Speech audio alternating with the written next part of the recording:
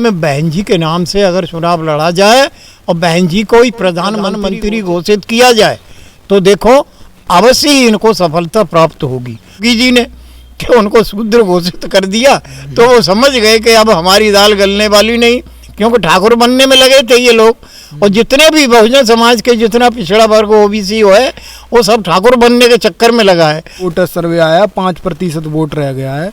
मायावती जी गठबंधन में आए या ना आए फिर भी हम जीते जाएंगे, तो ये कहाँ तक सही है? ना ना ना ना, कभी सफलता मिलेगी नहीं। फिर बीजेपी आ मायावती जी को देख लिया जाए भाई एक बार। दलित प्रधानमंत्री, हाँ, दलित प्रधानमंत्री कोई भी हो मैं सबका स्वागत करता हूँ, लेकिन पहले नंबर पर मैं मायावती को ही पसंद करता हूँ।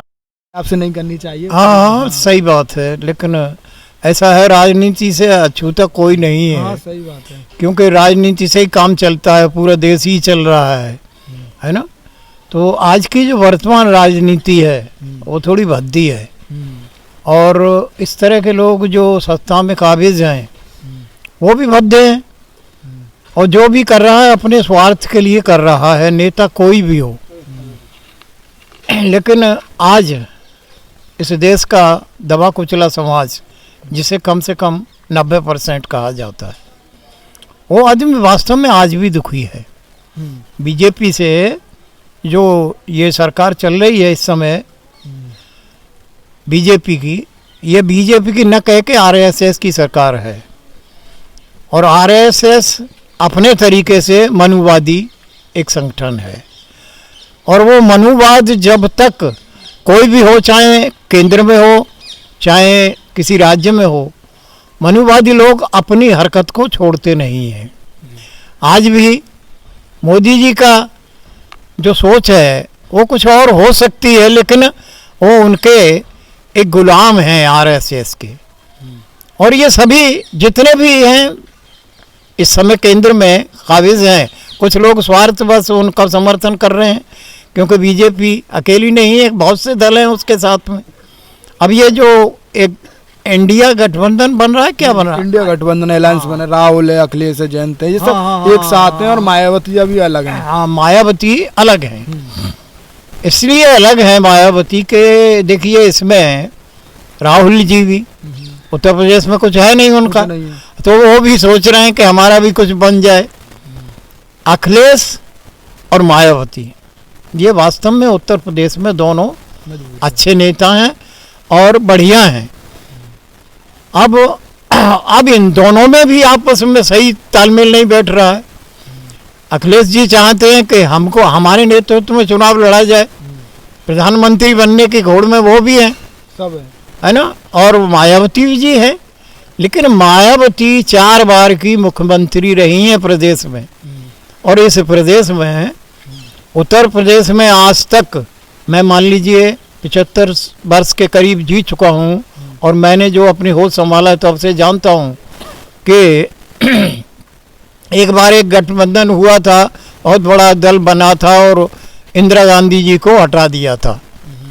ऐसे ही अगर इस साल भी ऐसा किया जाए 2024 के चुनाव में, ये सभी लोग इकट्ठे हो जाएं, तो वास्तव में आरएसएस की इस सरकार को, बीजेपी की जो सरकार चल रही है केंद्र में, ये सब कुछ उखाड़ के फेंक दिया जा सकता है। एक सवाल है मेरा, इंडिया अलायंस है, एक तरफ बीजेपी है, क्या लगता है बिना बहन जी के इंडिया अलायंस जीत पाएगा बीजेपी से? मुश्किल है, ऐसा संभव नहीं है। फिर बीजेपी कामयाब होगी अगर मायावती जी अलग चुनाव लड़ती हैं, इंडिया गठबंधन अपना अलग लड़ता हो। इसमें भी सुनने को मिल रहा है कि 2 मोर्चा बने जा रहे हैं। ऐसा होता है नीतीश, जैसे लालू जी हैं, नीतीश कुमार हैं, ये लोग भी अपनी फिराक में, इनका इस प्रदेश में तो कुछ है नहीं, लेकिन अपने तरीका से अब ये पूरे उसका चुनाव है केंद्र का, तो इस वजह से सभी अपनी अपनी उसमें लगे हैं। लेकिन मेरा व्यक्तिगत विचार ये है कि देखिए अखिलेश जी पे 5 सांसद हैं बस, बहन जी पे 10 हैं, उन पर थोड़े विधायक ज़्यादा हैं, तो विधायकों को भी अगर जोड़ लिया जाए तो भी मायावती भारी हैं अखिलेश से इस समय। हाँ, तो इस समय अगर यहाँ अगर चुनाव लड़ा जाए और कोई मोर्चा बनता है, तो वो वास्तव में बहन जी के नाम से अगर चुनाव लड़ा जाए और बहन जी को ही प्रधानमंत्री घोषित किया जाए, तो देखो अवश्य ही इनको सफलता प्राप्त होगी। अगर यही रहा तो इनको किसी को कोई सफलता नहीं, फिर से मोदी आ जाएंगे उत्तर उसमें केंद्र में। और क्यों लगता है कि मायावती प्रधानमंत्री का चेहरा बनेंगी तभी चुनाव लड़ेगा? खड़गे जी भी एक दलित समाज से आते हैं, वो कह रहे हैं इनको प्रधानमंत्री बनाएंगे तो जीत सकते हैं। देखो, हमने बहुत से नेताओं को देख लिया, पासवान जी को देख लिया, उदित नारायण वो कौन थे, वो उदित राय से उनको भी देखा, बहुत से यानी जितने भी ऐसी समाज में जितने हुए हैं बहुजन समाज के नेता सबको देखा है। लेकिन जो उत्तर प्रदेश में मायावती ने काम किया है वो आज तक किसी नेता ने नहीं किया। राहुल जी कांग्रेस को लेकर अब कुछ भी नहीं रहा कांग्रेस का। कांग्रेस की कितनी सत्ता रही उत्तर प्रदेश में, क्या किया?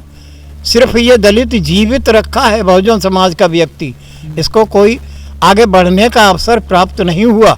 और मायावती की सरकार में कुछ तो देखो लोगों को खेती भी प्राप्त हुई, रोजगार भी प्राप्त हुए, जो लोग पुलिस डिपार्टमेंट में काफ़ी लोग पहुंच गए, तो ये सब मायावती की देन है। और नहीं तो आज ये लोग मायावती को अलग करके अखिलेश जी सोचते हैं। वैसे मैं अखिलेश की ज़्यादा बुराई नहीं करता, क्योंकि वो ठीक है लड़का, वो अपने पिताजी से कुछ अलग हट के उसका दृष्टिकोण है और सोच है। और ये सोच बनाई योगी जी ने कि उनको शूद्र घोषित कर दिया, तो वो समझ गए कि अब हमारी दाल गलने वाली नहीं, क्योंकि ठाकुर बनने में लगे थे ये लोग। और जितने भी बहुजन समाज के जितना पिछड़ा वर्ग ओबीसी है वो सब ठाकुर बनने के चक्कर में लगा है। लेकिन हिंदू धर्म की जो वर्ण व्यवस्था है उसमें कोई भी ब्राह्मण से ऊंचा हो ही नहीं सकता, इसलिए इनका सबका जो भी काका है वो है ब्राह्मण। तो आरएसएस एक ऐसा संगठन है वो इस तरह से फैला रहा है उत्तर प्रदेश में। अगर बहन जी के नेतृत्व में और ये सभी लोग इकट्ठे हो जाएं, क्योंकि 10 सांसद हैं उनके पास, किसी के पास 10 सांसद नहीं है, तो इसलिए उनका वजूद है। मैं ये अपनी व्यक्तिगत सोच बता रहा हूँ, वैसे तो मैं सभी बहुजन समाज के जितने भी हैं वो काम करते हैं जैसा भी जिस पे होता है, लेकिन मायावती का क्षेत्र अलग है, उनका काम करने का तरीका बहुत ही अलग है। चैनल सर्वे कर रहे हैं कि सी वोटर सर्वे आया, 5% वोट रह गया है, मायावती जी गठबंधन में आए या ना आए फिर भी हम जीत जाएंगे, तो ये कहाँ तक सही है? ना ना ना ना, कभी सफलता मिलेगी नहीं, फिर बीजेपी आ जाएगी केंद्र। अच्छा, हाँ, ये मैं गारंटी से कहता हूँ इस बात को।